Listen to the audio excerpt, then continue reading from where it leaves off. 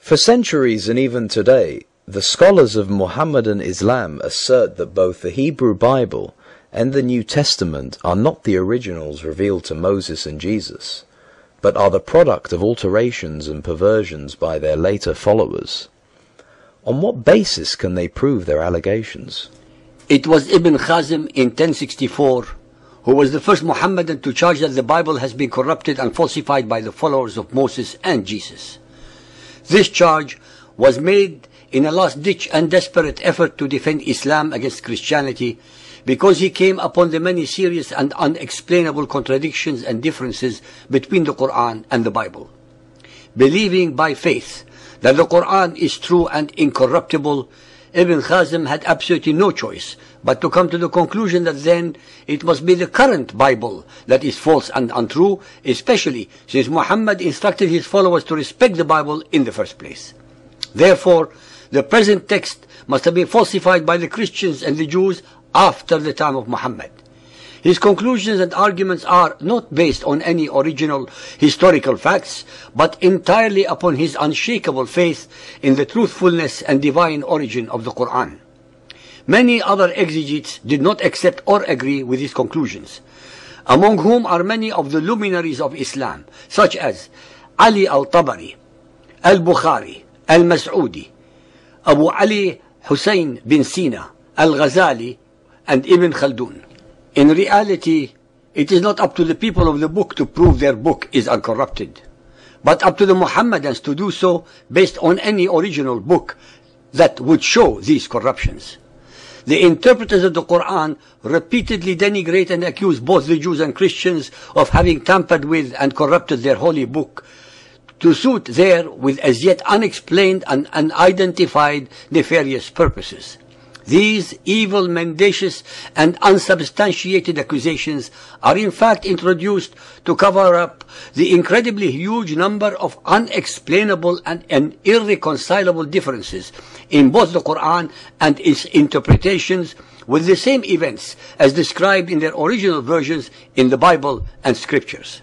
Hence, with an extremely simple and general sentence, they, the followers of Muhammad, attempt to dismiss and gloss over all these discrepancies as items that have been modified deliberately and presumably with diabolical premeditation by the Jews and Christians to deprive Muhammad and his followers of their rightful place among the divinely revealed scriptures. Unfortunately for the Muhammadan accusers, it can be easily demonstrated that in all its relevant verses, the Quran declares the Bible to be a true revelation of Allah and demands faith in it, such as can be shown in the following surahs, which presuppose the availability of the true revelation of Allah to the Arabs at the time of Muhammad. Surah Al-Baqarah 2.136. Say ye, we believe in Allah and the revelation given to us and to Abraham, Ishmael, Isaac, Jacob, and the tribes, and that given to Moses and Jesus. Al-Baqarah 2.285. The apostle believeth in what has been revealed to him from his Lord, as do the men of faith. Each one of them believeth in Allah, his angels, his books, and his apostles. We make no distinction, they say, between one and another of his apostles. In the above verses, the Quran makes no distinction between Allah's revelation.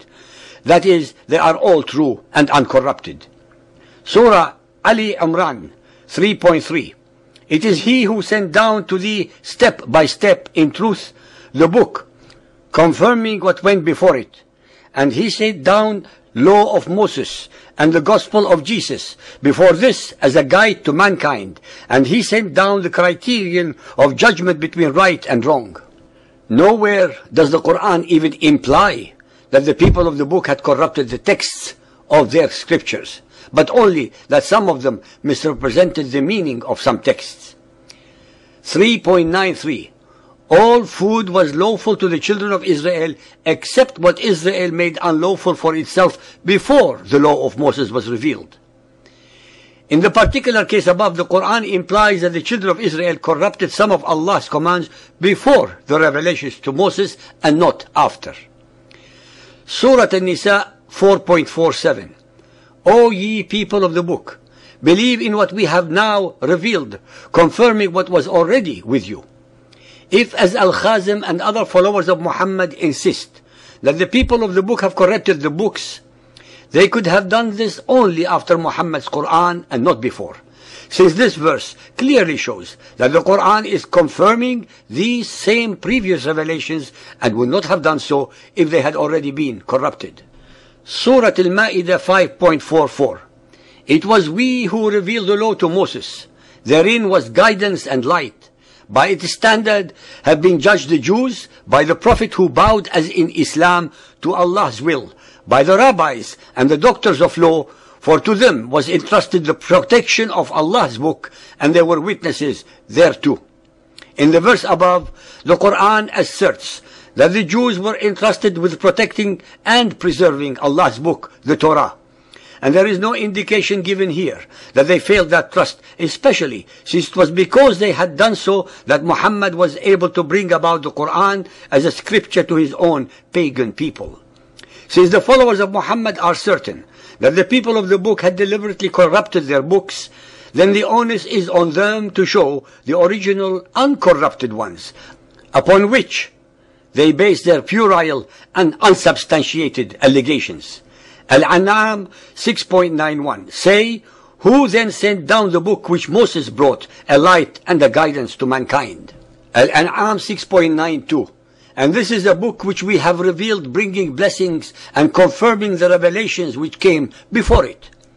It would defy logic and intellect to believe that the Quran would have used corrupted books as confirmation of its own authenticity. Nowhere does the Quran ever imply that the text of the scriptures of the people of the book had been tampered with or corrupted. Since this is the case, then any alleged corruptions would have had to have happened after the Quranic revelations. If so, then the Muhammadan accusers have an unenviable intellectual, theological, and historical magical act to perform. 1. They have to prove the most stupendous and massive literary editing ever performed in the history of humanity.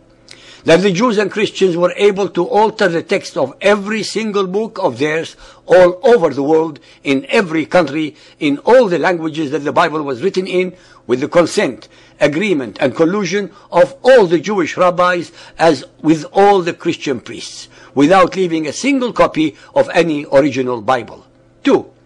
To believe that the Jews and Christians were able to accomplish all the above without leaving a trace of such a conspiracy requires a human mind and intellect that also believes in flying elephants and that the moon is made of cheese. 3.